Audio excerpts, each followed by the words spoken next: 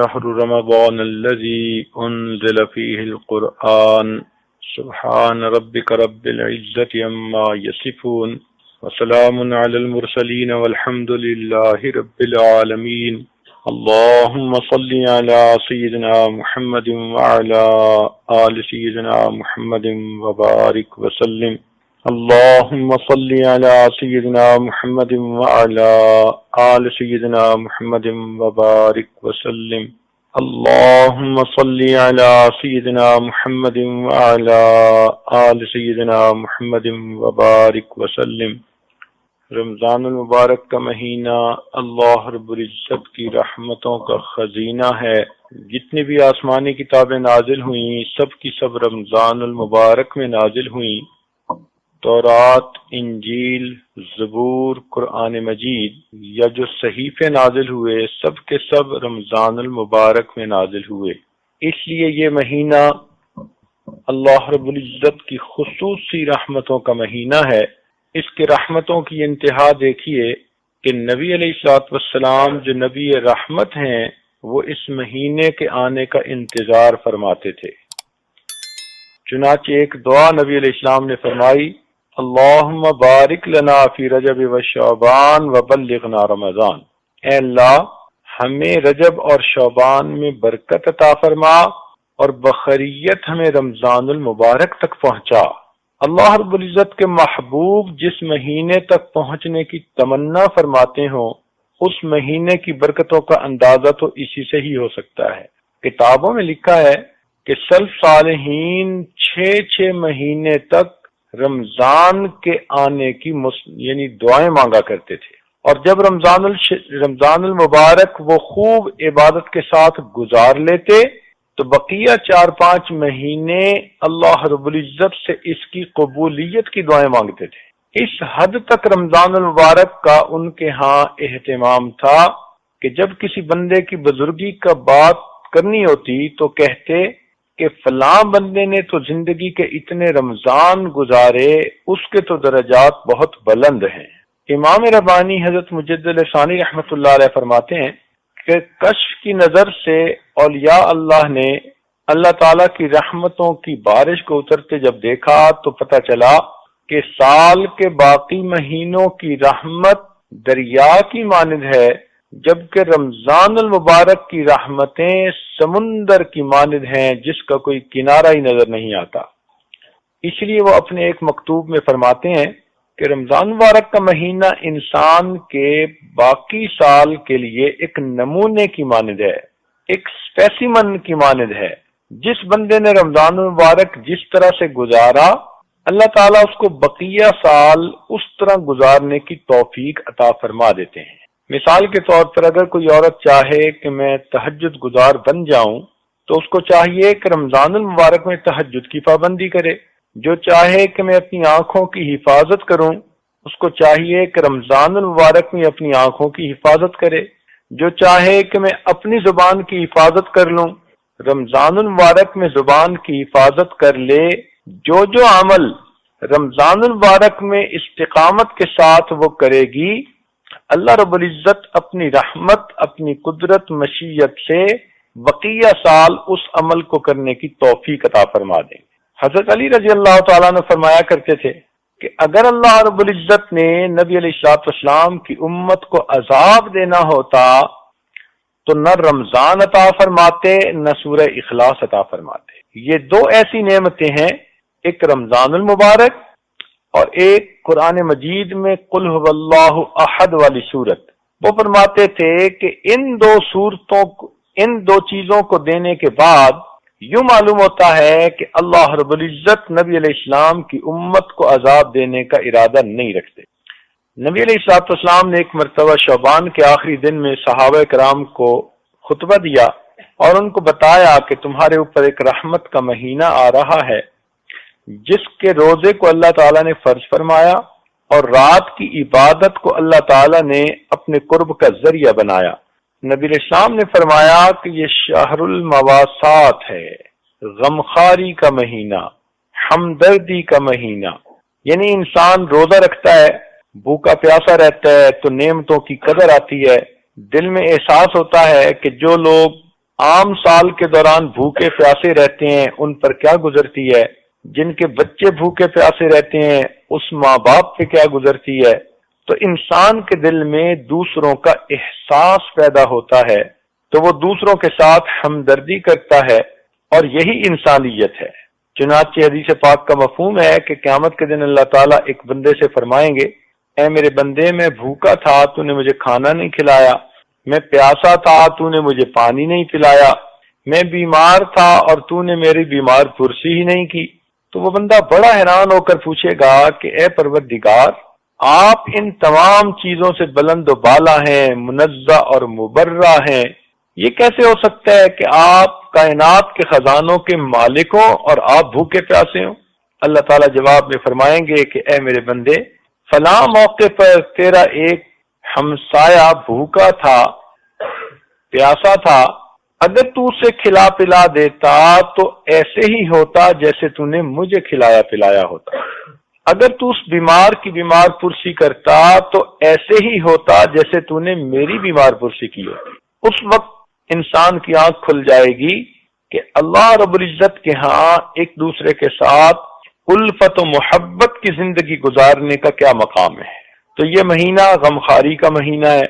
اب ذرا سوچئے کہ جس مہینے کا نام ہی غمخواری کا مہینہ، اگر اس مہینے میں کوئی اللہ کی نیک بندی اللہ تعالیٰ کے سامنے اپنے غم کرے، اپنی پریشانیاں بیان کرے، اپنے دکھڑے سنائے، اپنی مشکلات کی تفصیل بتائے تنہائیوں میں بیٹھ کر دعا میں، تو پروردگار عالم اس کی غمخواری کیوں نہیں فرمائیں گے؟ جس مہینے کا نام ہی غمخواری کا مہینہ، تو معلوم ہوا کہ ہم غم زدوں کے لیے خوشی کی بات ہے ہم اپنے غم تہجد کے بعد اور تنہائیوں میں اپنے پروردگار کے سامنے دامن پھیلا کر بیان کریں۔ وہ پروردگار جس نے بندوں کو غمخواری کا حکم دیا، وہ پروردگار خود بھی اپنے بندوں کی غمخواری فرمائے گا۔ اس مہینے میں نیکی کا اجر زیادہ کر دیا جاتا ہے، چنانچہ اگر کوئی آدمی ایک فرض پر عمل کرے تو 70 فرض کے برابر اجر ملتا ہے، نفلی عمل کرے تو غیر رمضان میں گویا فرض پر عمل کرنے کے برابر اجر ملتا ہے۔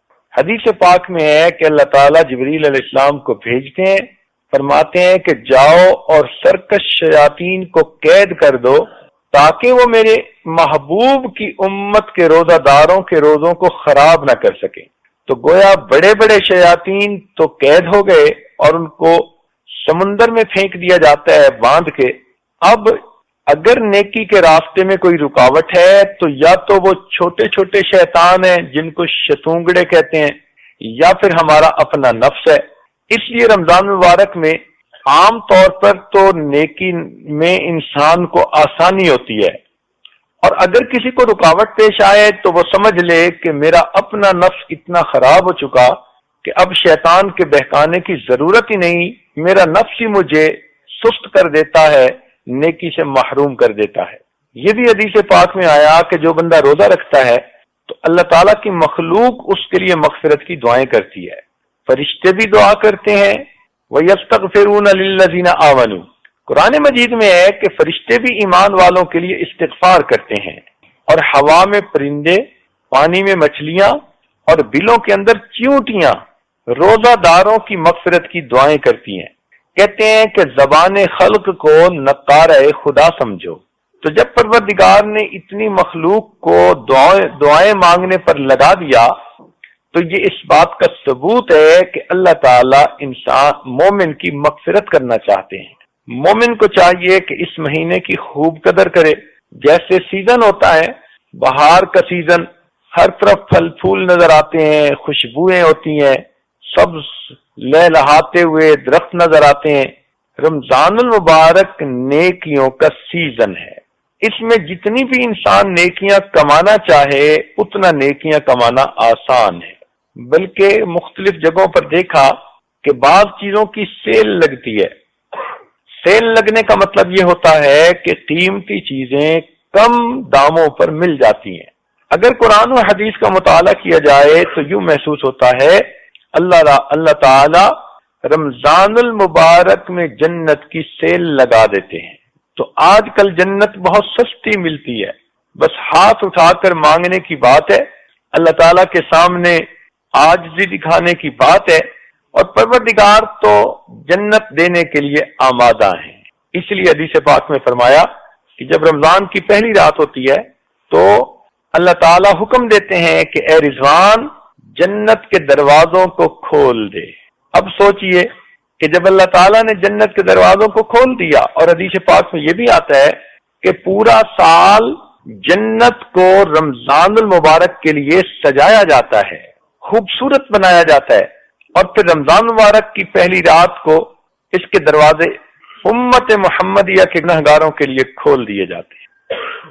تو معلوم ہوا کہ اللہ رب العزت چاہتے ہیں کہ میرے بندے رمضان مبارک میں روزے رکھیں، نیکی کریں، تراویح پڑھیں، اور ان عبادات کو کر کے جنت کے مستحق بن جائیں۔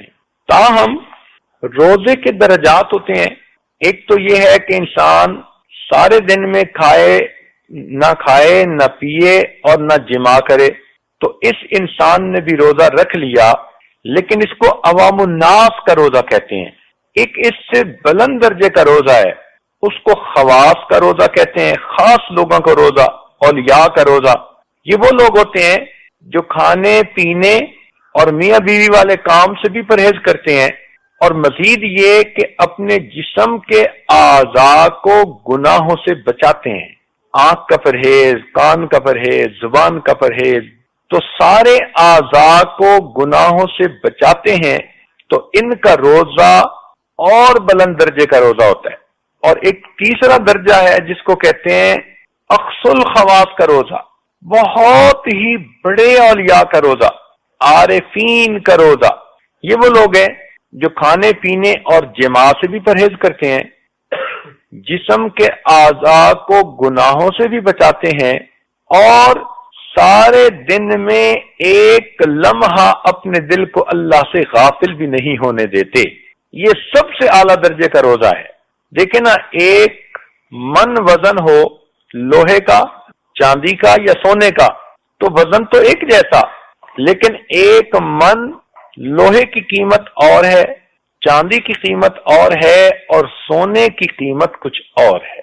تو روزہ تو سب نے ایک ہی دن میں رکھا، مگر جس نے عام لوگوں کا روزہ رکھا اس کو لوہے کا بھاؤ دے دیں گے، جس نے صالحین کا روزہ رکھا اس کو چاندی کا بھاؤ دے دیں گے، اور جس نے عارفین کا روزہ رکھا ان کو سونے کا بھاؤ عطا فرمائیں گے۔ اور اگر روزہ رکھ کر گناہ کرتے رہے، ٹی وی سکرین کے تماشے دیکھے، گانے سنے، غیبتیں کی، لوگوں کے دل دکھائے، تو پھر ایسے پر مٹی کا بھاؤ بھی نہیں لگائیں گے۔ اسی حدیث پاک میں فرمایا گیا کچھ لوگ ایسے ہوتے ہیں جن کو روزہ رکھنے کے بعد بھوکا اور پیاسا رہنے کے سوا کچھ ہاتھ نہیں آتا۔ تو ہمیں چاہیے کہ ہم اپنے روزے کو کامل درجے کا روزہ بنائیں۔ ام المومنین فرماتی ہیں کہ نبی علیہ الصلوۃ والسلام رمضان المبارک میں 3 باتوں میں بہت زیادہ اہتمام فرماتے تھے۔ ایک تو یہ کہ نبی علیہ الصلوۃ والسلام رمضان مبارک میں دعاؤں میں بہت زیادہ گریہ زاری فرماتے تھے، دعاؤں میں بہت زیادہ گریہ زاری فرماتے تھے۔ اور دوسری بات کہ نبی علیہ الصلوۃ والسلام بہت زیادہ عبادت میں مجاہدہ فرماتے تھے۔ اور تیسری بات کہ نبی علیہ الصلوۃ والسلام اپنے اللہ تعالی کے راستے میں مال کو خرچ کرتے تھے کہ جس طرح بھاگنے والا کوئی گھوڑا ہوتا ہے، اس طرح نبی علیہ الصلوۃ والسلام اللہ تعالیٰ کے راستے میں خوب خرچ کیا کرتے تھے۔ تو 3 چیزوں میں بہت واضح تبدیلیاں نظر آتی تھی۔ تاہم رمضان المبارک میں قبولیت دعا کے بڑے اوقات ہیں۔ ایک بات پہ ذرا غور کیجئے گا، ساری مستورات ذرا توجہ سے بات سنیں، ایک نقطہ سمجھانا مقصود ہے۔ اگر بالفرض کوئی اللہ کا بڑا کامل ولی، کوئی بڑا عارف، کوئی بڑا نیک متقی پاک باز انسان آپ کو یہ بتائے کہ مجھے کشف میں یا خواب میں یہ بتایا گیا ہے کہ اس وقت آپ جو دعا مانگیں گی وہ قبول ہوگی، یہ قبولیت دعا کا وقت ہے، تو یہ بات سن کر آپ کیسے دعا مانگیں گی؟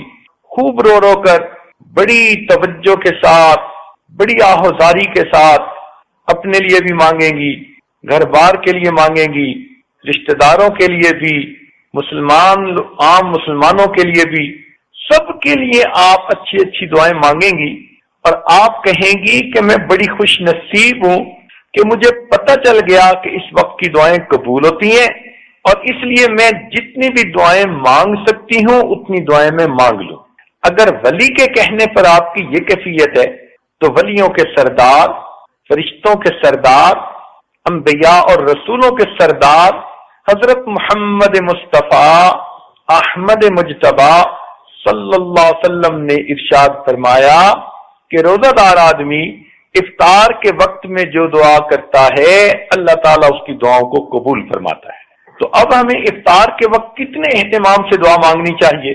ہماری زبانیں جھوٹی سہی، ہماری زبانیں کالی سہی، مگر محبوب نے سچی زبان سے فرما دیا، اللہ رب العزت ان کی اس سچی زبان کی لاج رکھتے ہوئے ہم گناہگاروں کی جھوٹی زبانوں سے نکلی دعاؤں کو بھی قبول فرما لیں گے۔ اگر کسی آدمی کا بیٹا کوئی کمٹمنٹ کر دے نا تو باپ اس کی لاج رکھ لیتا ہے، تو کیا خیال ہے کہ اگر نبی علیہ الصلوۃ والسلام نے فرما دیا تو اللہ رب العزت اپنے محبوب کی لاج نہیں رکھیں گے؟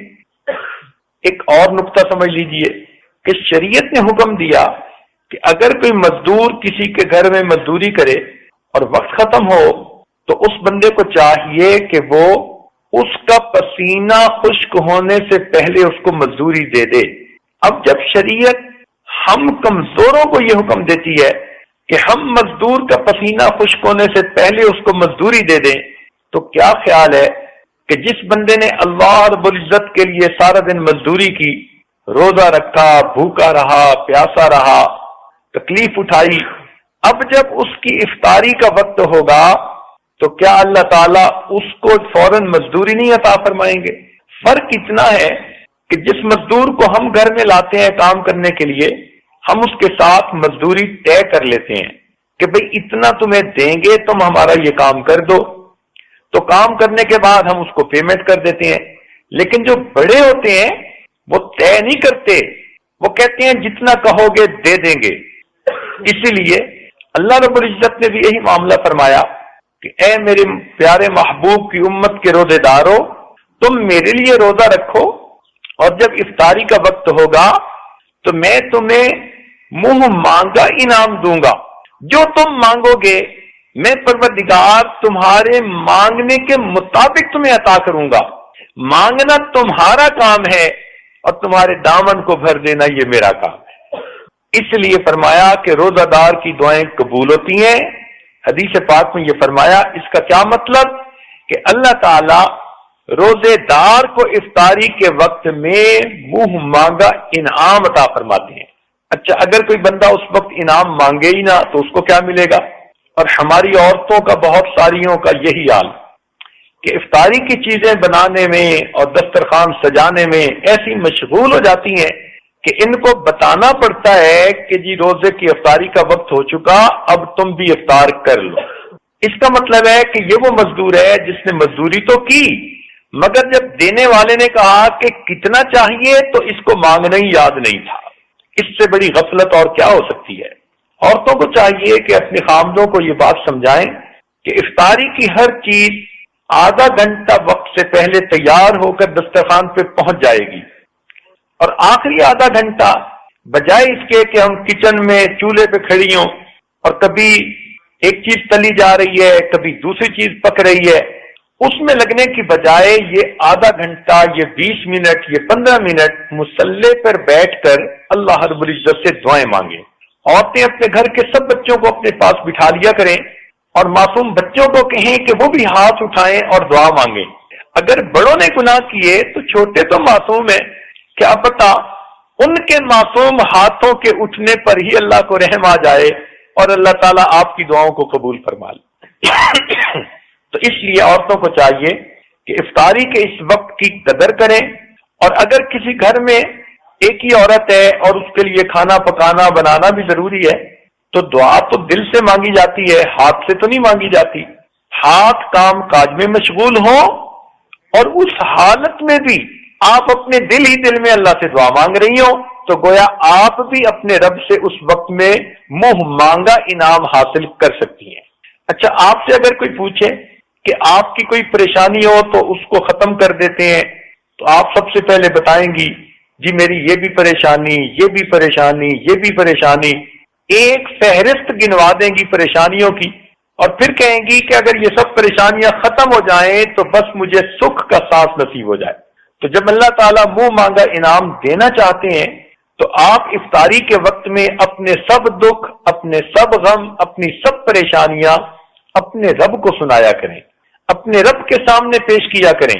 سارا سال جو آپ دوسروں کے سامنے اپنے دکھڑے روتی ہیں، خامد اچھا سلوک نہیں کرتا، مجھ پہ توجہ نہیں دیتا، خامد کی توجہ باہر کسی طرف ہے، خامد کاروبار نہیں کرتا، اگر یہ دکھڑے آپ نے سارا سال مخلوق کے سامنے کرنے ہیں تو مخلوق تو خود محتاج ہے، جس کے سامنے آپ دکھ کہہ رہی ہوتی ہیں وہ خود دکھوں والی ہوتی ہے، تو اس کا کیا فائدہ؟ اب آپ اپنے دکھ اس پروردگار کے سامنے کہیں گی جو سب کے دکھوں کو دور کرنے والا اور سب کی پریشانیوں اور مشکلات کو حل کرنے والا ہے۔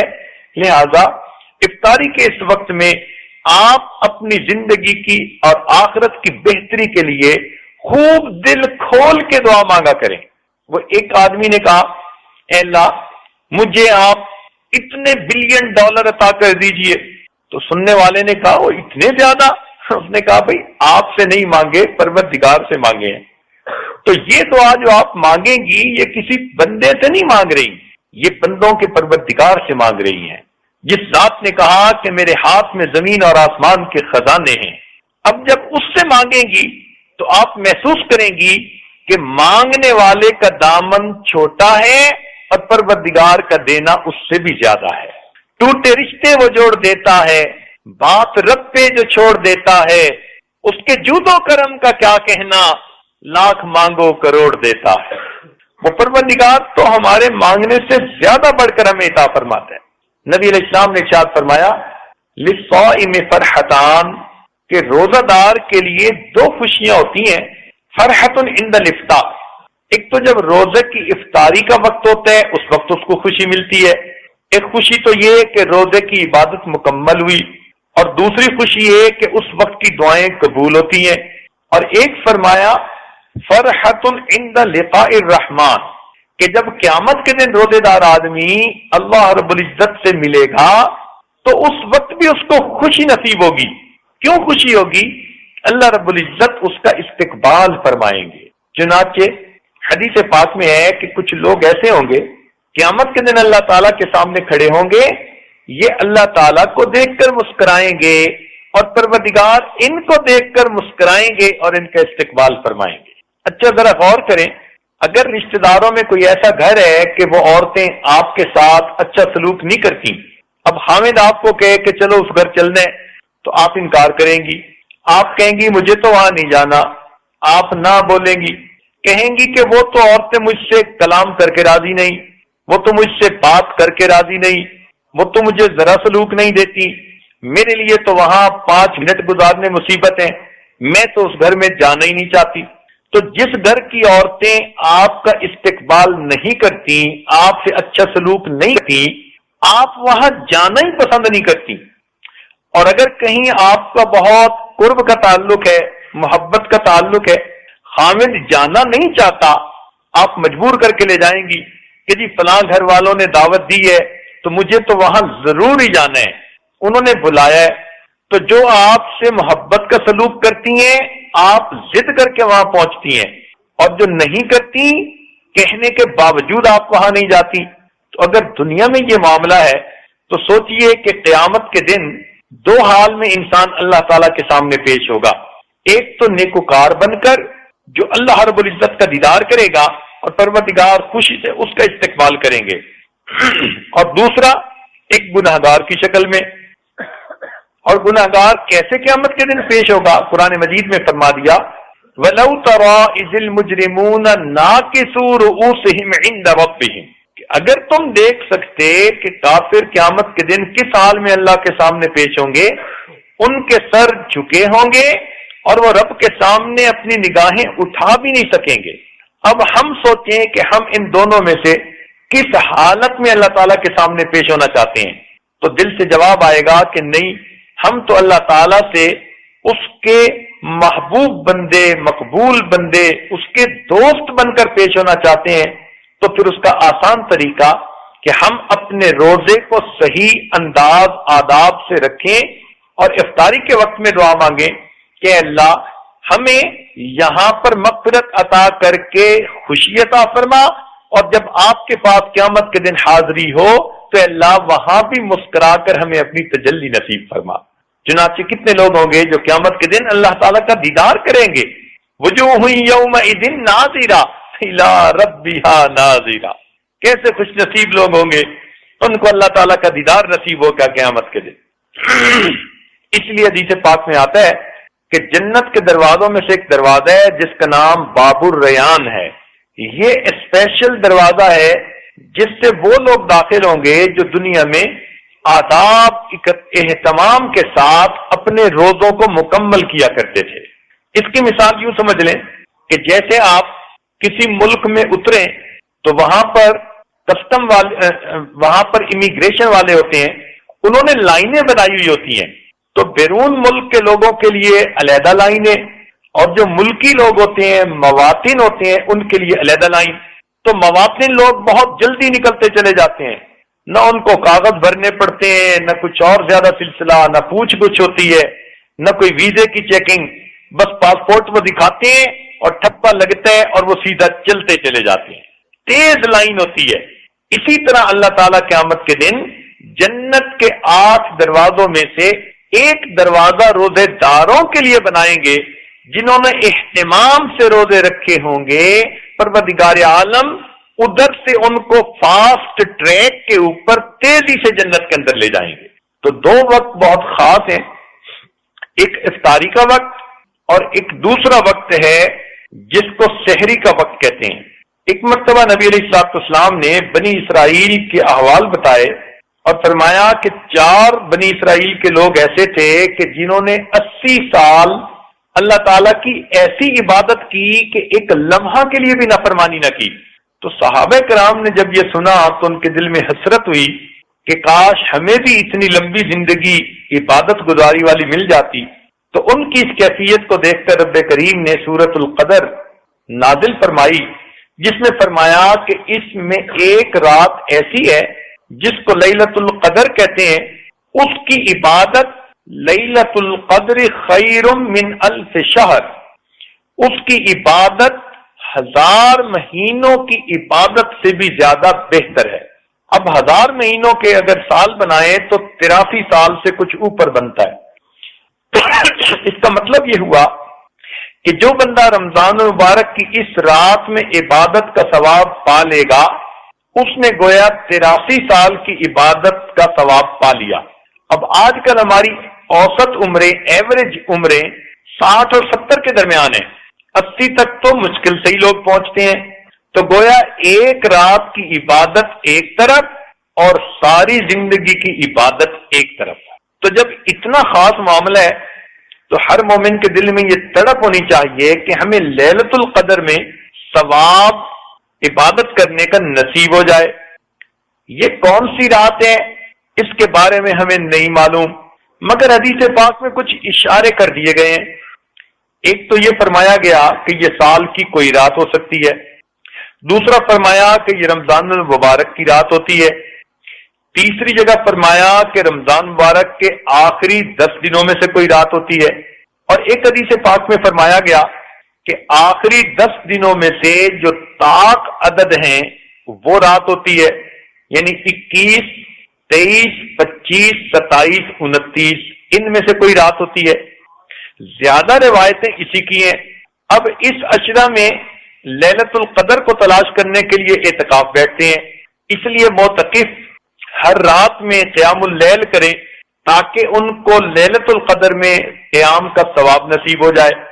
اب یہ رات کون سی ہے اس بارے میں ہم کچھ نہیں کہہ سکتے، تاہم بزرگوں نے کہا کہ اللہ رب العزت کو 7 کا عدد پسند ہے، آسمان بھی 7 ہیں، زمینیں بھی 7 ہیں، انسان کے اعضاء جن سے وہ اللہ کے سامنے سجدہ ریز ہوتا ہے وہ بھی 7 ہیں، اور 7 طرح کا جسمانی رزق دیا۔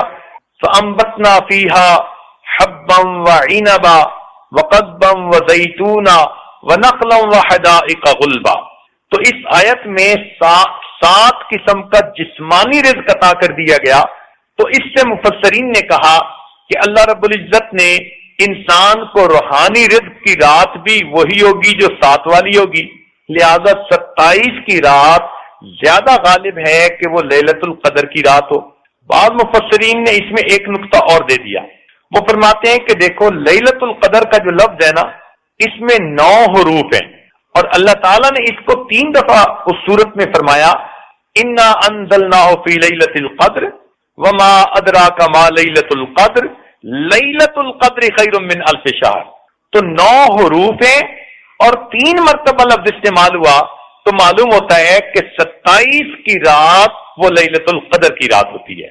اس رات میں اللہ رب العزت کی طرف سے بڑی مومنوں کے لیے رحمتیں اور برکتیں ہوتی ہیں. چنانچہ مومنوں پر اللہ تعالیٰ کی طرف سے سلام اترتے ہیں، سلامتی کے پیغام جبریل علیہ السلام فرشتوں کراتے ہیں، اور اس رات میں عبادت کرنے والوں سے مصافحہ کرتے ہیں. کتابوں میں لکھا ہے کہ اس رات میں کوئی آدمی ویسے ہی جاگ رہا ہو تو فرشتہ اس سے مصافحہ کرتا ہے، اور اگر کوئی آدمی اللہ کا ذکر کر رہا ہو جاگتے ہوئے تو جبریل علیہ السلام اس سے مصافحہ کرتے ہیں، اور اگر کوئی آدمی نماز پڑھ رہا ہو تو پھر اس نماز پڑھنے والے کو اللہ رب العزت سلام بھیجتے ہیں. یہ اس امت کی خوش نصیبی ہے کہ اس امت کو اللہ تعالیٰ کی طرف سے سلام بھیجے گئے، حالانکہ یہ اولو العزم انبیاء کو نعمتیں نصیب ہوئیں. دیکھیے حضرت نوح علیہ السلام کے بارے میں اللہ فرماتے ہیں سلام علی نوح فی العالمین، تو ان پر سلام بھیجے گئے. ابراہیم علیہ السلام کے بارے میں فرمایا سلام علی ابراہیم، تو ان پر بھی سلام بھیجے گئے. اسی طرح حضرت موسیٰ علیہ السلام، عیسیٰ علیہ السلام پر سلام. خود عیسیٰ علیہ السلام نے فرمایا والسلام علی یوم ولدت و یوم اموت و یوم ابعث حیا. اللہ تعالیٰ نے نبی علیہ السلام پر سلام بھیجے. تو یہ وہ نعمتیں تھیں جو اللہ رب العزت نے اپنے انبیاء کو عطا فرمائی، لیکن نبی علیہ السلام نے اس امت کے لیے اتنی دعائیں کی، اتنی دعائیں کی، اتنی دعائیں کی کہ پروردگار ان دعاؤں سے اتنا خوش ہوئے، ان دعاؤں کو بہانہ بنا کر، سبب بنا کر اللہ تعالیٰ نے اس گنہگار امت کو بھی سلام بھیجے. تنزل الملائکۃ والروح فیہا باذن ربہم من کل امر سلام. دیکھیے اس گنہگار امت پر بھی اللہ کی طرف سے سلامتی نازل ہو رہی ہے. لہذا پتہ چلا کہ اللہ رب العزت اس امت کو نعمتیں عطا فرمانا چاہتے ہیں اور اس امت کا اکرام کرنا چاہتے ہیں. چنانچہ اس امت کو بھی اللہ تعالیٰ نے وہی پروٹوکول دے دیا جو پہلے وقت کے اولو الانبیاء کو ملا کرتا تھا. حدیث پاک میں آتا ہے کہ جب وہ رات آتی ہے تو جبریل علیہ السلام 4 جھنڈے لے کر اترتے ہیں، اور ایک جھنڈا جس کو لوائے رحمت کہتے ہیں، رحمت کا جھنڈا، وہ بیت اللہ پر نصب کر دیتے ہیں. ایک کو لوائے مغفرت کہتے ہیں، مغفرت کا جھنڈا وہ مسجد نبوی پر نازل کر لگا دیتے ہیں. اور ایک لوائے کرامت ہے، اس کو بیت المقدس پر کر دیتے ہیں. اور ایک لوائے حمد ہے، اس کو زمین اور آسمان کے درمیان میں نصب کر دیتے ہیں. اور پھر اس امت محمدیہ کے وہ لوگ جو اس رات میں بیٹھے ہوئے دعائیں کرتے ہیں، یہ فرشتے ان کی دعاؤں پر آمین کہتے ہیں. اب سوچئے اللہ تعالیٰ کے فرشتے اگر ہماری دعاؤں پر آمین کہہ دیں تو پھر کیا بات ہے. اب بھی نہ ہو قبول تو قسمت کی بات ہے، اب بھی نہ ہو قبول تو قسمت کی بات ہے، آمین کہہ رہے ہیں وہ میری دعا کے ساتھ. تو ہماری دعاؤں پر اللہ کے فرشتے آمین کہیں، اس سے بڑھ کر ہمارے لیے اور کیا بڑی نعمت ہو سکتی. اس لیے حدیث پاک میں آتا ہے کہ دنیا میں روزے رکھیں گے، جب اللہ تعالیٰ کے ہاں جائیں گے اور باب الریان میں سے ان کو گزاریں گے تو فرشتے ان کو کہیں گے کلوا واشربوا ہنیئا بما اسلفتم فی الایام الخالیہ. تو مفسرین نے ایک تفسیر یہ بھی لکھی کہ یہ وہ روزہ دار ہوں گے جو اللہ کے لیے بھوکے رہے، پیاسے رہے. پروردگار ان کو خوشخبریاں دیں گے، فرشتے کہیں گے او دنیا میں اللہ کے لیے بھوکے رہنے والوں، او پیاسے رہنے والوں، آؤ جنت کی نعمتیں تمہارے لیے ہیں. کلوا واشربوا ہنیئا بما اسلفتم فی الایام الخالیہ. اب دل تو چاہتا ہے ہر بندے کا کہ لیلۃ القدر میں عبادت کی ہمیں سعادت نصیب ہو، لیکن وہ نعمتیں کب نازل ہوتی ہیں، رحمتیں کب نازل ہوتی ہیں، جبریل علیہ السلام کب نازل ہوتے ہیں، ہمیں اس بات کا پتہ نہیں۔ تو ممکن ہے ہم 11 بجے تک عبادت کریں اور یہ رحمتوں کا نزول اس کے بعد ہو، ممکن ہے کہ ہم 12 بجے تک عبادت کریں اور ان خاص رحمتوں کا نزول اس کے بعد ہو، ممکن ہے ہم 2 بجے تک عبادت کریں اور ان رحمتوں کا نزول اس کے بعد شروع ہو۔ تنزل الملائکہ، جب ملائکہ نازل ہوتے ہیں، اب کب نازل ہوتے ہیں ہمیں اس کا تو پتہ نہیں ہے، لیکن قرآن مجید سے ایک اشارہ ملتا ہے اور وہ بڑا مزے کا ہے۔ پروردگار عالم نے ایک طرف تو بات چھپائی مگر دوسری طرف بندوں کو راہ بھی دکھائی۔ جیسے ماں بچے کو کچھ دینا چاہتی ہے تو چھپا دیتی ہے مگر کچھ ڈائریکشن بھی دے دیتی ہے، دل میں ہوتا ہے کہ میں نے اس کو محروم تو نہیں کرنا، تھوڑی سی کوشش کرے گا تو اس کو مل جائے، تو ایک طرف تو چھپا بھی دیتی ہے اور دوسری طرف اشارے سے بتا بھی جاتی ہے۔ یوں ہی لگتا ہے کہ اللہ تعالیٰ بندوں پر اتنے مہربان ہے کہ لیلۃ القدر کو ایک طرف تو چھپا دیا کہ اس کو تم ڈھونڈنے کے لیے اعتکاف میں بیٹھو، راتوں کو جاگو، مگر دوسری طرف اشارہ بھی کر گئے۔ یہ اوپن سیکرٹ ہے پروردگار کا، کہنے کو تو راز ہے مگر اس راز کو ایک طرف سے بتا بھی گئے۔ وہ کیا کہ پروردگار نے یہ بتا دیا کہ جب وہ فرشتے نازل ہوتے ہیں، برکتیں نازل ہوتے ہیں، ہی حتی مطلع الفجر، وہ رحمتیں اور برکتیں طلوع فجر تک نازل ہوتی رہتی ہیں۔ اب ہمیں یہ تو نہیں پتا کہ وہ کس رات میں کب شروع ہوگی، لیکن اتنا پتا ہے کہ جو رات بھی ہوگی اور جب بھی اس میں وہ رحمتیں نازل ہوں گی تو وہ رحمتیں سحری کا وقت ختم ہونے تک جاری رہیں گی۔ اب یہاں سے ہمیں ایک نقطہ مل گیا کہ اگر ہم روزہ رکھنے کے لیے 1 گھنٹہ پہلے اٹھ جائیں وقت ختم ہونے سے، اور اس میں ہم آدھا گھنٹہ اپنے روزہ رکھنے میں لگا لیں، کھانے پینے میں استعمال کر لیں، اور جو آخری آدھا گھنٹہ ہے اگر ہم اس کو اللہ تعالیٰ کی عبادت میں، تلاوت میں، ذکر میں اور دعائیں مانگنے میں لگا دیں، تو جب بھی وہ رمضان کی رات ہوگی، چونکہ اس کی رحمتیں مطلع فجر تک رہنی ہے، یعنی جو آخری وقت ختم ہوتا ہے کھانے پینے کا اس وقت تک رحمتیں نازل رہتی ہیں، تو گویا اس آخری گھنٹے میں رمضان کے 30 دن جو عبادت عورت کر لے گی اس کو گویا لیلۃ القدر کی ان خاص رحمتوں کے وقت میں عبادت کرنے کا اجر نصیب ہو جائے گا۔ اور عام طور پر آپ دیکھیں گی کہ شیطان اور نفس ایسے مکار ہیں کہ بس ایسی نیند طاری کر دیتے ہیں، مردوں کو کہیں گی بھی صحیح عورتیں اٹھیں، اچھا اٹھتا ہوں، اور کوئی آدھا گھنٹہ پہلے اٹھے گا، کوئی 15 منٹ پہلے اٹھے گا، کوئی 10 منٹ پہلے اٹھے گا اور پانی کا گھونٹ پی کے کہہ لے گا چلو روزہ رکھ لیا۔ تو نبی علیہ السلام نے فرمایا ہمارے اور اہل کتاب کے روزوں میں فرق یہ ہے کہ وہ بغیر سحری کے روزہ رکھتے تھے اور ہم لوگ سحری کے ساتھ روزہ رکھتے ہیں۔ تو ایک تو وہ کھانا ویسے ہی عبادت کا کھانا، اور دوسرا اس وقت میں اللہ تعالیٰ کی طرف سے وہ خاص رحمتیں ہوتی ہیں، لہذا عورتوں کو چاہیے کہ افطاری کے وقت کی بھی قدر کریں اور سحری کے جو آخری آدھا گھنٹے اس کی بھی قدر کریں۔ جن کو بھی کھانا کھانا ہے ان کا کھانا دسترخوان پہ آپ 1 گھنٹہ پہلے رکھ دیجئے، اب وہ اس کو جب کھانا چاہیں کھا لیں، آپ اپنے آخری گھنٹے میں مصلی پہ آ جائیں۔ عائشہ صدیقہ رضی اللہ عنہا نے پوچھا اے اللہ کے نبی اگر میں ليلۃ القدر پاؤں تو کیا دعا کروں؟ دیکھو امت پر ان کا کتنا بڑا احسان ہے۔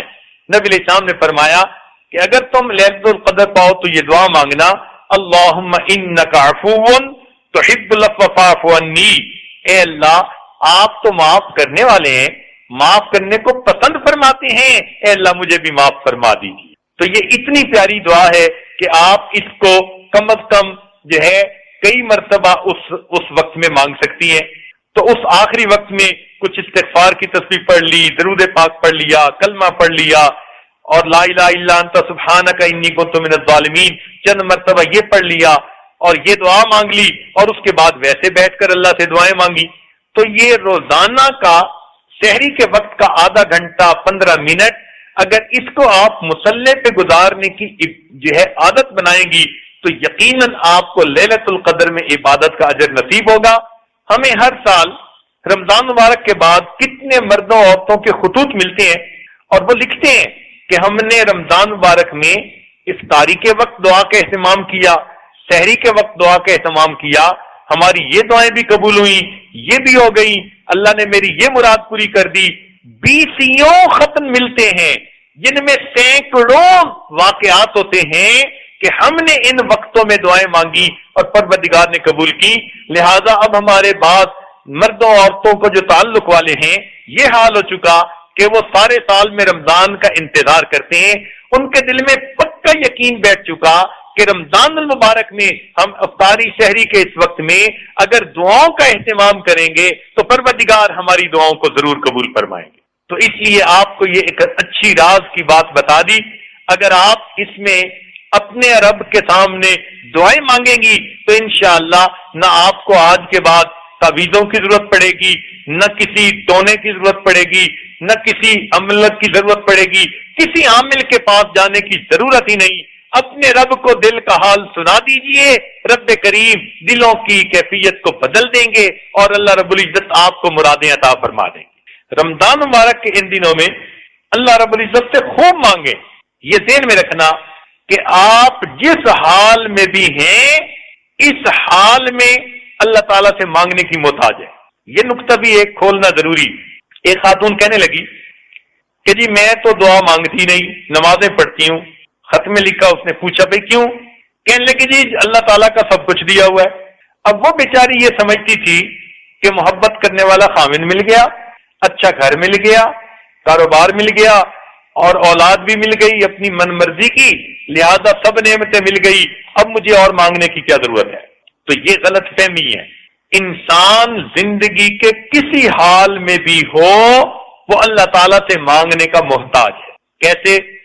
یا تو وہ آدمی اللہ تعالیٰ کی نیکی والی زندگی گزار رہا ہوگا، تو اگر کوئی آدمی نیکی پرہیزگاری کی زندگی گزار رہا ہے تو وہ اس بات کا محتاج ہے کہ اپنے ان عملوں کی قبولیت کی دعا اللہ سے مانگے۔ بھئی نیک عمل کر لینے سے تو کام نہیں ہو جاتا جب تک کہ وہ اللہ کے ہاں قبول نہ ہو۔ تو جو آدمی نیکی کے حال میں ہے وہ اللہ رب العزت سے اس نیکی کی قبولیت کی دعا مانگنے کا محتاج ہے۔ جو آدمی گناہوں میں پھنسا ہوا ہے وہ اللہ تعالیٰ سے توبہ کی توفیق مانگنے کا محتاج ہے، اے اللہ مجھے ان گناہوں سے توبہ کی توفیق عطا فرما۔